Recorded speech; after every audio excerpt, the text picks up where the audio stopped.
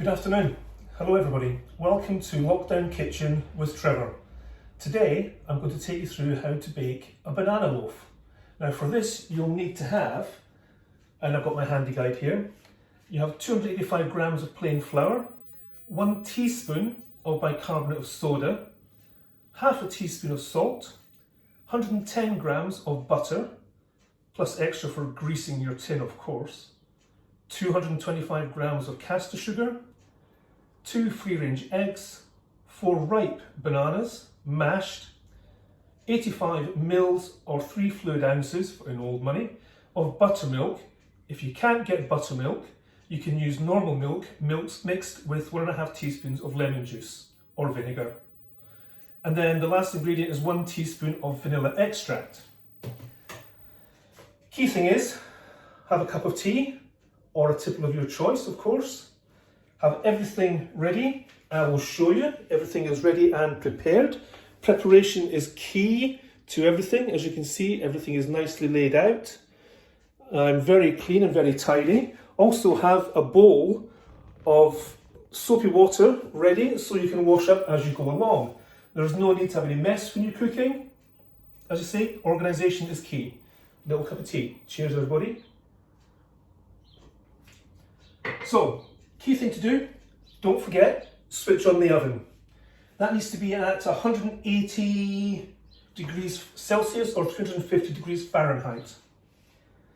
So the first thing we're going to do is we're going to take our flour and we're going to sift it into a large bowl. Now in with that, we're going to put the bicarbonate of soda and the salt. And then just sift that through until everything is gone through into the large mixing bowl. Takes a couple of seconds, doesn't take long at all. And then with that, you can discard those into the kitchen sink where they belong. Next, in a separate bowl, we are going to cream the butter. So take your butter, pop it into the bowl, along with the caster sugar. This takes a bit of time, so just be patient and it will all come together.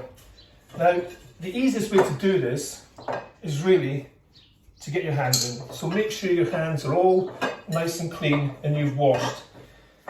In Lockdown Kitchen, we all know about washing our hands and keeping everything germ-free, don't we? So just keep mixing that all together. It does get a bit claggy. Love that word claggy, in your hands, but just keep mixing all the butter and the sugar together and it will come into a bit of a paste. Again, this doesn't take too long, and I should have put contacts in because my glasses are slipping. So just keep mixing this round. As I say, it will get stuck to your fingers, but once it's got the sugar and everything in there, it comes to a nice consistency, which is quite creamy. As you can see.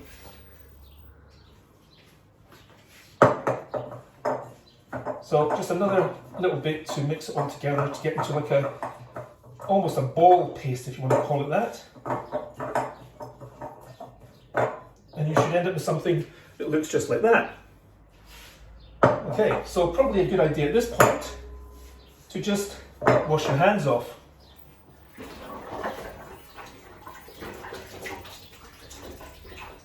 Makes it easy when you've got the water bowl there. And then what we will do next is that we will add, we've already mashed the banana up, as you can see, 4 ripe bananas all nicely mashed up. We will add to that the eggs, the vanilla essence. Now I couldn't get buttermilk, so I'm using the milk and some lemon juice, freshly squeezed lemon juice, or you can use pre-squeezed lemon juice. Just mix that in there, pop that all into there, and just mix those through until it's all come together. Doesn't take long at all, nice and simple. Just mix everything together, make sure it's well mixed. It doesn't matter that your bananas are a bit lumpy, that adds to the texture of the cake, or the loaf I should say. There we go. So again, you can see there, a nice creamy mixture. You've already greased your tin, as you can see, nicely greased on all sides. Now you will need a 20 centimetre by 12 centimetre tin for the cake itself. So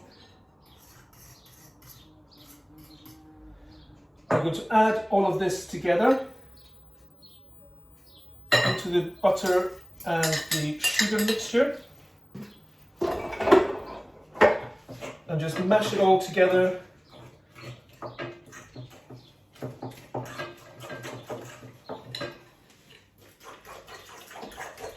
Just to mix everything all into the same bowl.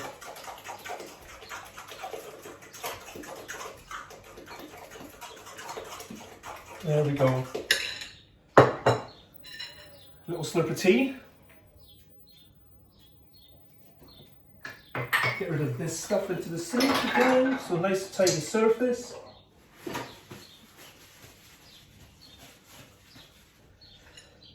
And then from here, we're going to take our sifted flour and mix in slowly. Just fold it in nice and slowly. Make sure it's mixed in. You shouldn't get any lumps with this because you've sifted it, so it's nice and fine.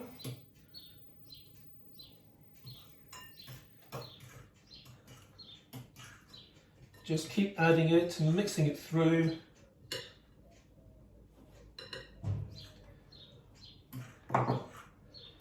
And then it just all comes together quite nicely into a nice creamy texture.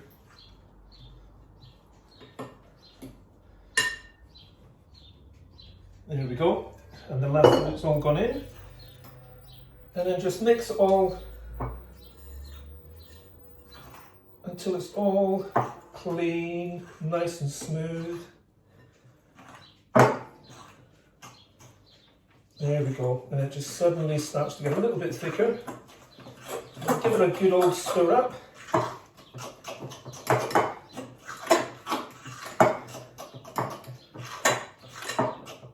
And then you're looking at that sort of texture for your banana loaf.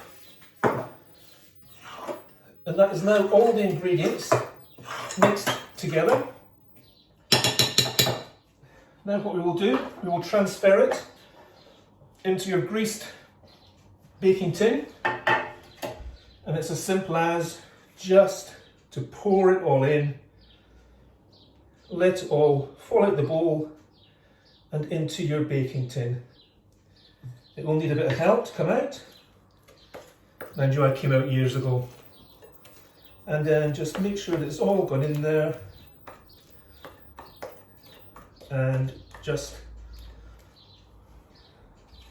go around the bowl with a spoon just to get any last bits that don't want to come out.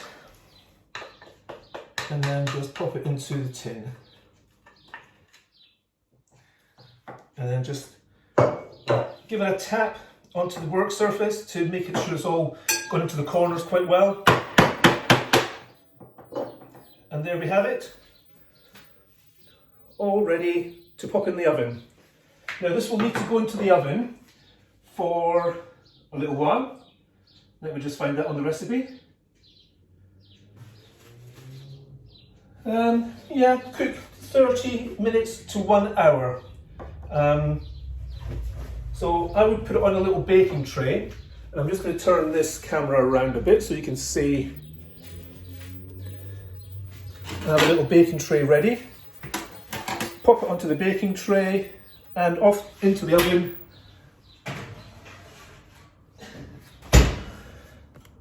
And then we just wait now for 30 minutes to an hour. Keep an eye on it. Keep checking that it's not burning on the top. If you feel that it's burning too much on the top, just put a bit of foil over it. You do want to get that nice brown edge to the top of it. A little bit of dark crust is not a problem. That adds to a bit of the flavour of it. It's quite nice.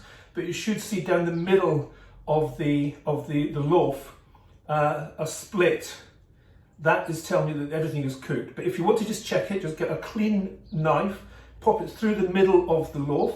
If it comes out clean, then your loaf is baked.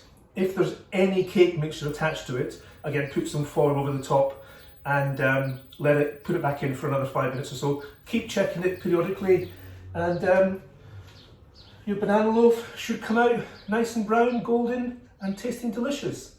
So we'll hold fire there for the moment, and we will come back in a second and let you know how it's gone.